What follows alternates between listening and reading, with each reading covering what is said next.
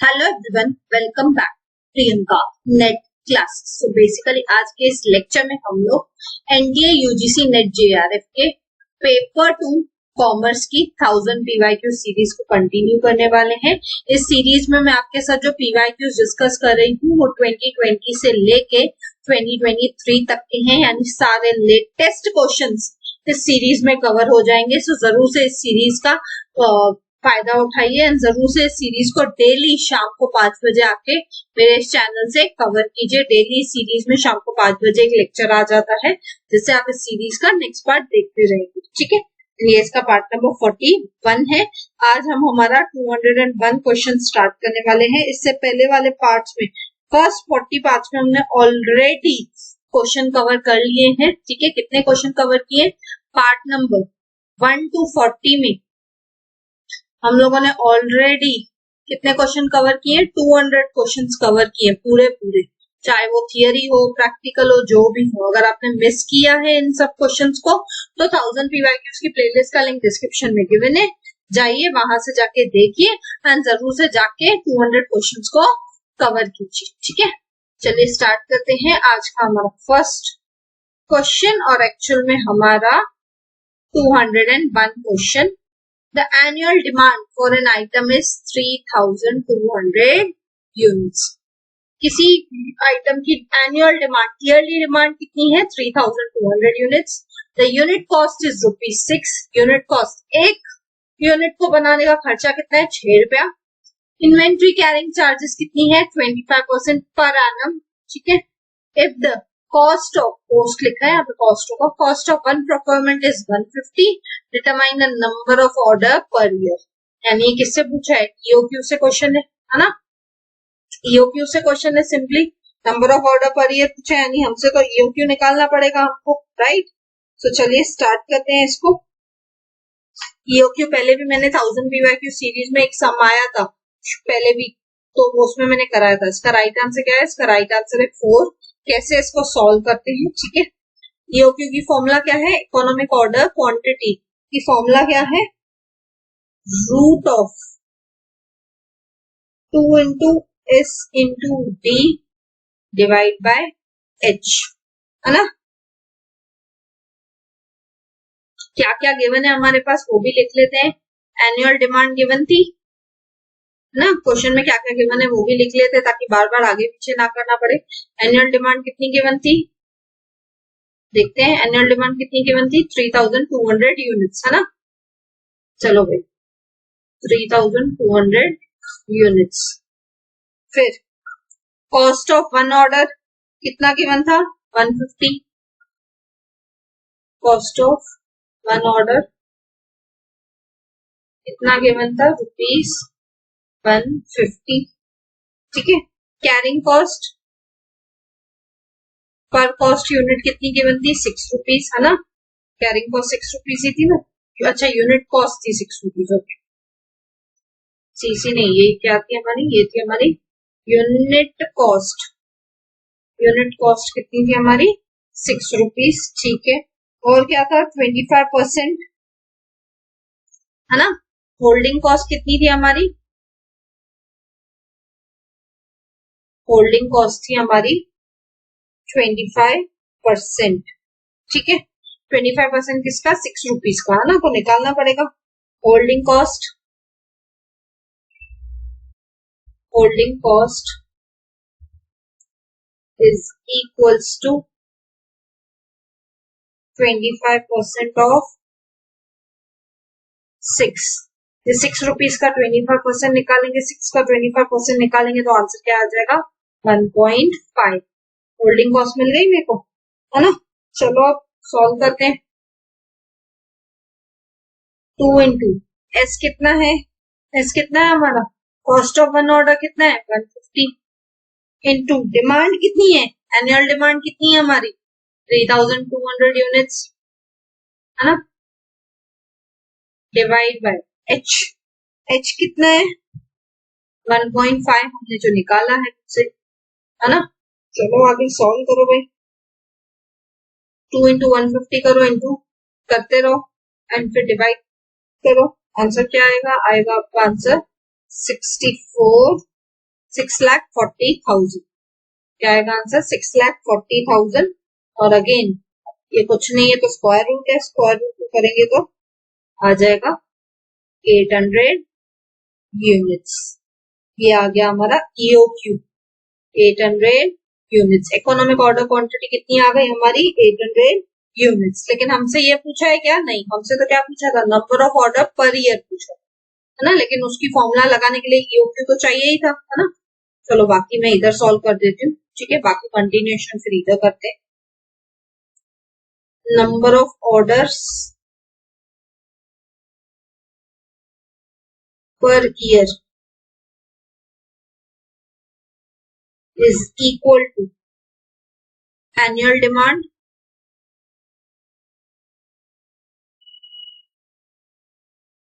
Divide by EOQ। ये तो आपकी EOQ की फॉर्मूला ही चल रही है अभी तक, है ना। अगर आपने EOQ की फॉर्मूला रटी हुई है तो इस सबको सॉल्व करना कोई बहुत बड़ी बात नहीं। एनुअल डिमांड कितनी है? क्वेश्चन में गिवन थी 3,200 यूनिट्स। EOQ कितना है? हमने निकाला है, इसलिए तो EOQ निकाला था। कितना है? 800। डिवाइड करो, 4 आंसर आएगा ना। उसका राइट आंसर क्या है? इसका राइट आंसर है option B 4। Option B is your right answer, ठीक है। आई होप ये क्वेश्चन क्लियर है। इसको कैसे सॉल्व करना है वो क्लियर है ना। बहुत जरूरी है आपको ये क्वेश्चन सॉल्व करने आना चाहिए, ताकि आपको पता हो कौन सी चीज कैसी है क्या है। जब तक आपको अच्छे से क्वेश्चन सॉल्व करने नहीं आएगा, EOQ की फॉर्मूला नहीं आती होगी, तो ऐसे टाइप के क्वेश्चन वैसे भी आप सॉल्व नहीं करते, ठीक है। ये चीज गिवन थी, ये भी गिवन था, ये भी गिवन था, ये 25% भी गिवन था। सिर्फ हमने होल्डिंग कॉस्ट निकाला। होल्डिंग कॉस्ट के बेस पे हम लोगों ने क्या कर दिया? EOQ की फॉर्मूला सॉल्व कर दी। EOQ के बेसिस पे हमने number of orders per year निकाल दी, है ना। पूरे साल की demand divide by economic order quantity तो हमें मिल गया, ठीक है। आई होप ये फर्स्ट क्वेश्चन जो है 201 क्वेश्चन को क्लियर है शिफ्ट का, ठीक है। बढ़ते हैं अगले क्वेश्चन की तरफ। 202 question. A type of validity based on showing scores on a test predictors are related to the job performance। अब यहाँ पे ना अलग अलग टाइप की वैलिडिटी दी है, ठीक है। और हमें बोला है ऐसे स्कोर प्रेडिक्टर्स बताओ, ऐसी टाइप की वैलिडिटी बताओ जो किस पे बेस्ड है? जो बेस्ड है आपके स्कोर परफॉर्मेंस के ऊपर, जिसके ऊपर स्कोर्स के ऊपर, जॉब परफॉर्मेंस के जो आपके स्कोर्स है उनके ऊपर बेस्ड है, ठीक है। तो ये टेस्ट वैलिडिटी है, क्राइटेरियन वैलिडिटी है, कंटेंट वैलिडिटी है कि कंस्ट्रक्ट वैलिडिटी? ऑब्वियसली क्या है? Criterion validity. क्यों? क्योंकि जब भी आप जॉब परफॉर्मेंस की बात करते हो तो वहां पे आपसे जो भी टेस्ट लिया जाता है उस पे क्या मिलते हैं? आपको स्कोर्स मिलते हैं। और सीधी बात है, जब आप जॉब परफॉर्मेंस की बात करते हो तो जॉब परफॉर्मेंस में आपको क्या दिए जाते हैं? बेंचमार्क सेट किए जाते हैं, है ना। या कुछ क्राइटेरिया सेट की जाती है। अगर आप क्राइटेरिया को मीट करते हैं तो ही आपको वैलिड माना जाएगा, आपके जॉब परफॉर्मेंस के हिसाब से आपका परफॉर्मेंस वैलिड माना जाएगा, अदरवाइज नहीं, है ना। तो बहुत ही इजी सा क्वेश्चन था। बट मुद्दे की बात पता है क्या है? बहुत सारे स्टूडेंट्स को ना ये अलग अलग टाइप का वैलिडिटी पता ही नहीं, ठीक है। तो मैं क्या करूंगी ना, एक एक लाइन में ये सब वैलिडिटी आपको समझा दूं, एक एक लाइन में, ज्यादा नहीं। पहला है आपका टेस्ट, फिर है आपका क्राइटेरियन, तीसरा है आपका कंटेंट, चौथा है आपका कंस्ट्रक्ट, ठीक है। इन चारों को मैं एक एक लाइन समझाती हूँ आपके लिए, ठीक है, सो दैट आपको थोड़ा इजी पड़े समझने में भी और आप इजीली इसको कर भी पाए, ठीक है। सबसे पहले तो टेस्ट वैलिडिटी। टेस्ट वैलिडिटी क्या रहता है कि जो आप एक्चुअल में मेजर करना चाहते हो, ठीक है, वही आपने मेजर किया है अगर, ठीक है, तो उसे हम बोलते हैं टेस्ट वैलिडिटी। यानी एक्चुअली में आप जिस चीज को मेजर करना चाहते थे, जेन्युइनली आपने अगर वही चीज को मेजर कर लिया, अगर आपने क्या कर लिया, जेन्युइनली उसी चीज को मेजर कर लिया, उसको आप मेजर करना चाहते हो, ठीक है। जेन्युइनली या जो भी चीज आपके लिए रिलेवेंट है उसको अगर आपने सच में टेस्ट कर लिया उसे हम कहते हैं टेस्ट वैलिडिटी। जैसे से फॉर एग्जांपल मुझे क्या टेस्ट करना है? मुझे टेस्ट करना है कि आप में से सबसे कम टाइम में ज्यादा खाना कौन खा सकते हैं। तो मैं वो कैसे टेस्ट कर सकती हूँ? जब जेन्युइनली मैं क्या करूँ, टाइमर लगाऊं और उस टाइमर में चेक करूँ आप में से किसी ने कम टाइम में ज्यादा खाना खा के दिखाया ना। तो बहुत जरूरी है वहां पे टाइमर लगाना और उसको चेक करना, है ना। तो वो होता है आपका टेस्ट वैलिडिटी, ठीक है। फिर आता है आपका क्राइटेरिया वैलिडिटी। क्राइटेरिया वैलिडिटी क्या होता है? ये बेसिकली किससे रिलेटेड रहता है? जॉब परफॉर्मेंस से रिलेटेड रहता है। किससे रिलेटेड रहता है? Job performance. या जहां जहां पे भी परफॉर्मेंस होता है वहां पे क्राइटेरिया वैलिडिटी अप्लाई होता है। क्यों? क्योंकि सोच के देखिए, परफॉर्मेंस प्रेशर किनको होता है? जॉब वालों को रहेगा। या इवन अगर आप कॉलेज में हो तो आपके एग्जाम्स रहते हैं, तो वहां पे भी आपका क्राइटेरियन वैलिडिटी होता है। क्यों? क्योंकि अगर सपोज आपको पासिंग मार्क्स लानी है तो वो भी क्राइटेरिया है ना, अगर आप उसको फुलफिल नहीं करते हो तो आप फेल माने जाते हो, राइट? तो वो होता है आपका क्राइटेरियन वैलिडिटी। ठीक है, फिर आता है आपका कंटेंट वैलिडिटी। फिर क्या आता है आपका? फिर आता है आपका कंटेंट वैलिडिटी। अब कंटेंट वैलिडिटी क्या होता है? कंटेंट वैलिडिटी सिंपली मींस कि आप जो भी टेस्ट लगा रहे हो उसके सारे एस्पेक्ट्स को कवर कर रहे हो कि नहीं, आप उसके सारी चीजों को एक्यूरेटली कवर कर रहे हो कि नहीं, आप उस सारी चीजों को एक्यूरेटली कवर कर रहे हो कि नहीं। ठीक है, जैसे से फॉर एग्जाम्पल मुझे चेक करना है कि आप में से कौन क्या करता है, अपने हेल्थ को बहुत मेंटेन करता है। ठीक है, तो मेरे को सारे कंटेंट्स चेक करने पड़ेंगे। आप में से कौन सही टाइम पे खाना खाता है, कौन सही टाइम पे सोता है, कौन सही तरीके का खाना खाता है, कौन सही तरीके से पूरे दिन में पानी पीता है। तो मेरे को सब चीजें जो भी आपके खाने पीने से रिलेटेड है, जो भी आपके हेल्थ से रिलेटेड है, वो सारे एस्पेक्ट्स अगर मैं कवर कर देती हूँ तो उसे हम बोलते हैं कंटेंट वैलिडिटी। एंड लास्ट में आता है आपका कंस्ट्रक्ट वैलिडिटी। कंस्ट्रक्ट वैलिडिटी क्या होता है कि आप क्या करते हो, यहाँ पे इवैल्यूएट करते हो। यहाँ पे आप क्या करते हो? आप इवैल्यूएट करते हो किसको? कंसेप्ट को। आप क्या करते हो? इवैल्यूएट करते हो अपने कंसेप्ट को। उसे हम कहते हैं कंस्ट्रक्ट वैलिडिटी। जो भी आपका कंसेप्ट है, जैसे से फॉर एग्जांपल आप बोलते हो कि जैसे कि से फॉर एग्जांपल आप बोलते हो ग्रेविटी। ग्रेविटी क्या है? कंसेप्ट है ना? उसको चेक करना है, उसको अगर इवैल्यूएट करना है तो वो क्या हो जाएगा? अगर वो इवैल्यूएट कर पाते हो, चेक कर पाते हो, तो उसे हम बोलते हैं कंस्ट्रक्ट।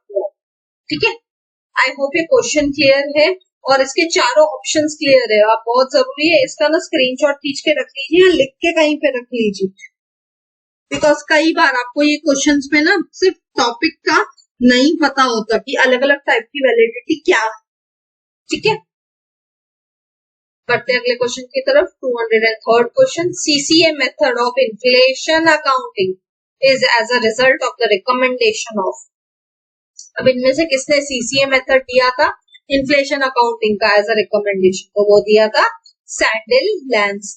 सैंडल लैंस नाम की एक कमिटी बनी थी, उन्होंने क्या दिया था? उन्होंने ये मेथड दिया था कि आप सीसीए मेथड को अडॉप्ट करो। अब सबसे बड़ा क्वेश्चन आता है, सीसीए है क्या, है ना? सीसीए क्या है? सीसीए का फुल फॉर्म है करंट कॉस्ट अकाउंटिंग। इसमें आप क्या करते हो? सीसीए मेथड में, करंट कॉस्ट अकाउंटिंग मेथड में, क्योंकि ये इन्फ्लेशन अकाउंटिंग के अंदर आता है, तो यहाँ पे आप क्या करते हो? जो भी असेट्स हैं उनको उनकी फेयर वैल्यू पे वैल्यू करते हो। यहाँ पे इस मेथड की वजह से आप क्या करते हो? असेट्स को वैल्यू किस पे करते हो? असेट्स आर वैल्यूड एट, किस पे वैल्यू करते हो आप? उसकी फेयर वैल्यू पे। आप किस पे वैल्यू करते हो? उसकी फेयर वैल्यू पे। फेयर वैल्यू कौन सी होगी? मार्केट वैल्यू, है ना? तो असेट्स को आप किस पे वैल्यू करते हो? आप उसकी मार्केट वैल्यू पे वैल्यू करते हो। उसे हम कहते हैं तो सीसीए मेथड ऑफ अकाउंटिंग, या जिसको आप बोलते हो करंट कॉस्ट अकाउंटिंग मेथड, जो क्या है? एक इन्फ्लेशन का मेथड है, जिसमें आप क्या करते हो? अपने जो भी असेट्स है आपके पास, वो आप उसको क्या करते हो? आप उसको रियल मार्केट वैल्यू के ऊपर वैल्यू करते हो, ना कि उसके हिस्टोरिकल कॉस्ट के ऊपर। ठीक है, और ये जो है, ये जो कमिटी बिठाई गई थी, ये कब बिठाई गई थी? ये बिठाई गई थी 1975। ये कब बिठाई गई थी? ये 1975 में बिठाई गई थी। और इस कमिटी के जो हेड थे उनका नाम था सर फ्रांसिस सैंडल लैंस, इसलिए उनके नाम पे ही इस कमिटी का नाम पड़ा। ठीक है, आई होप ये क्वेश्चन क्लियर है। ऐसे क्वेश्चन आते नहीं है, आज तक कभी तो आए नहीं है, लेकिन एक किसी शिफ्ट में आ गए तो अभी कुछ कर नहीं सकते, हमको तो उसको सॉल्व करना पड़ेगा, हमको तो उसको मुंह देना ही पड़ेगा ना। लेकिन मैंने ओवरऑल समझा दिया है क्या क्या है। कैसे है मैंने वो सब समझा दिया, ठीक है।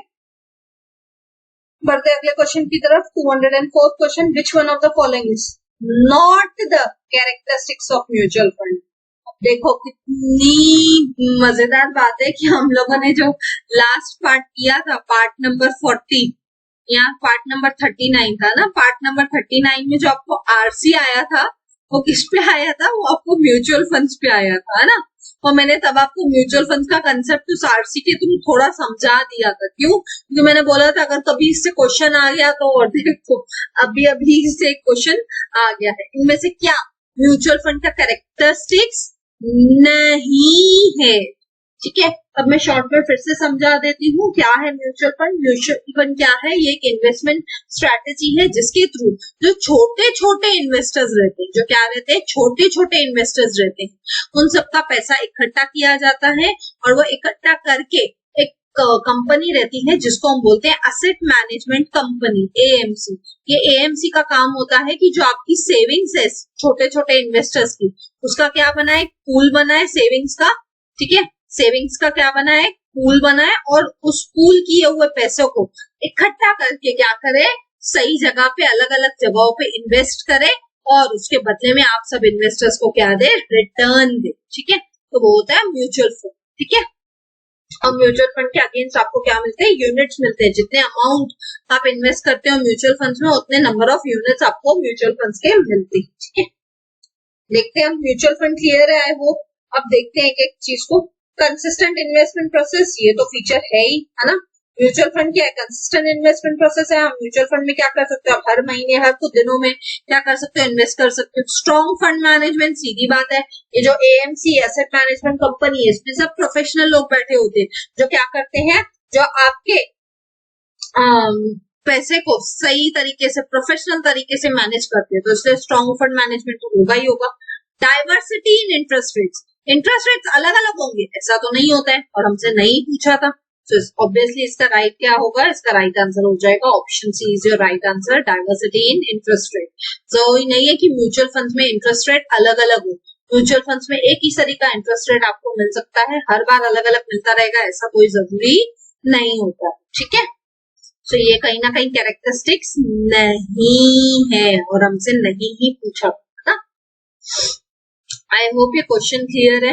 बहुत जरूरी है ऐसे टाइप के क्वेश्चन में कि आपको याद रहे, नॉट पूछा है हमसे। कई बार हम क्या करते हैं, क्वेश्चन में गड़बड़ करते हैं, नॉट वर्ड को भूल जाते हैं, तो ये गड़बड़ नहीं करनी, ठीक है। बढ़ते अगले क्वेश्चन की तरफ। 205th question, which of the following events after the balance sheet date would normally quality as adjusting events according to AS4?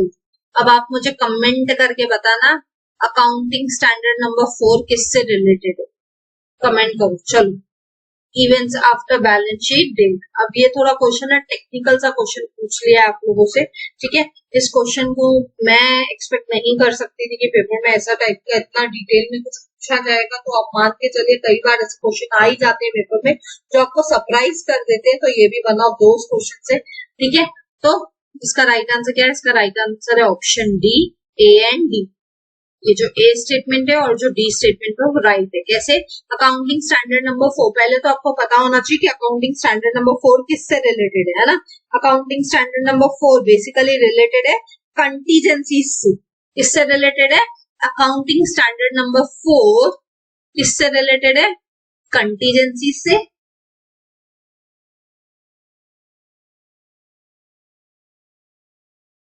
Contingency से, और किससे रिलेटेड है, events occurring after the balance sheet date.